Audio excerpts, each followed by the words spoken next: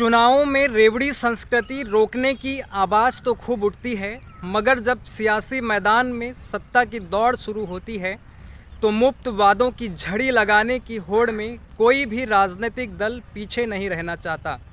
कर्नाटक विधानसभा का चुनाव इसकी ताज़ा मिसाल है, जहां राज्य की भाजपा सरकार के भ्रष्टाचार से लेकर सत्ता विरोधी माहौल के तमाम दावों के बावजूद चुनावी बाजी पलटने के लिए प्रमुख विपक्षी पार्टियों को कई मुफ्त वादों का सहारा लेना पड़ रहा है।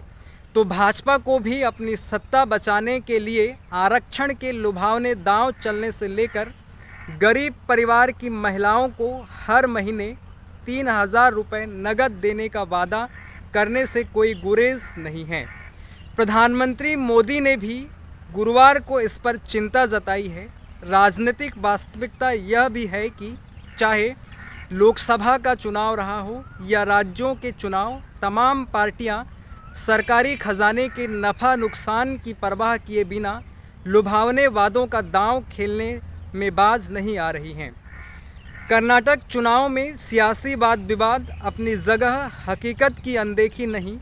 सूबे के तीनों प्रमुख दलों कांग्रेस, भाजपा और जेडीएस के लुभावने वादे अपने हिसाब से चुनावी विमर्श को प्रभावित कर रहे हैं। इस लिहाज से कांग्रेस की ओर से गारंटी के रूप में किए गए 5 मुफ्त वादों की कर्नाटक चुनाव में खूब हलचल है।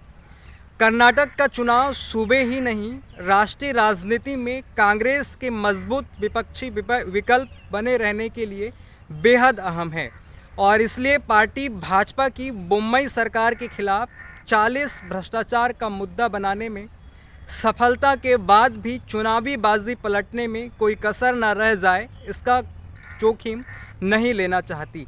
इसके मद्देनज़र ही मतदाताओं के बड़े वर्ग को लुभाने के लिए कांग्रेस ने 5 गारंटी का वादा किया है, जिसमें बेरोज़गार स्नातक डिग्री वाले युवाओं को 2 साल तक हर महीने 3,000 रुपये और डिप्लोमा बेरोज़गार युवाओं को 1,500 रुपये दिए जाएंगे। गृह लक्ष्मी योजना से गृहिणियों को साधने की कोशिश है। गृह ज्योति योजना के ज़रिए मुफ्त बिजली का वादा किया है, जबकि अन्न भाग्य योजना के ज़रिए बीपीएल परिवारों को साधने की कोशिश की है तथा 5वीं गारंटी बसों में महिलाओं के लिए मुफ्त यात्रा की है। कांग्रेस के इन वादों को लेकर चुनावी हलचल जैसे ही बढ़ी, भाजपा की बम्बई सरकार ने इसके जवाब में तत्काल हर गरीब परिवार की महिला को 3,000 रुपये महीने देने का ऐलान कर दिया। कांग्रेस की गारंटी के जवाब में भाजपा के अन्य लुभावने वादों का पर्दा उसके चुनाव घोषणा पत्र जारी होने के बाद उठेगा। वैसे कुछ राज्यों के पिछले चुनावों के दौरान आरक्षण का दांव चलती रही भाजपा ने कर्नाटक में 4% मुस्लिम आरक्षण खत्म कर इसे ओक्कालिगा और लिंगायतों के बीच 2-2% बांटने का फैसला किया है। हालांकि इस पर रोक लग गई है।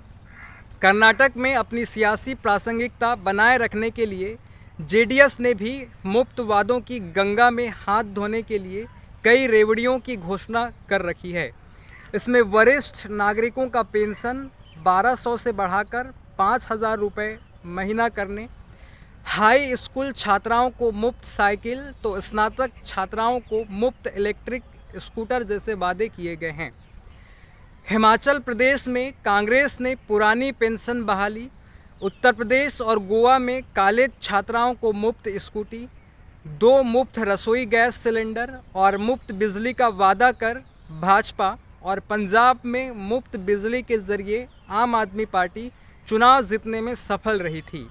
इसलिए रेवड़ियां बांटने का यह क्रम इस चुनाव में भी जारी है और मध्य प्रदेश में भी आने वाले लोग विधानसभा चुनाव को ध्यान में रख कर के भी वहां के मुख्यमंत्री शिवराज सिंह चौहान के द्वारा एक योजना शुरू की गई है, लाडली बहना योजना, जिसके तहत सभी गृहिणियों को जो है 1,000 रुपये महीने का दिया जाएगा। तो इस प्रकार से रेवड़ियां बांटने की प्रथा भारत में शुरू करी गई है और अभी भी चालू है। इसको लेकर के आपकी क्या राय हैं, कमेंट्स करके बताएं। चैनल को सब्सक्राइब करें, दोस्तों के साथ शेयर करें। धन्यवाद। जय हिंद।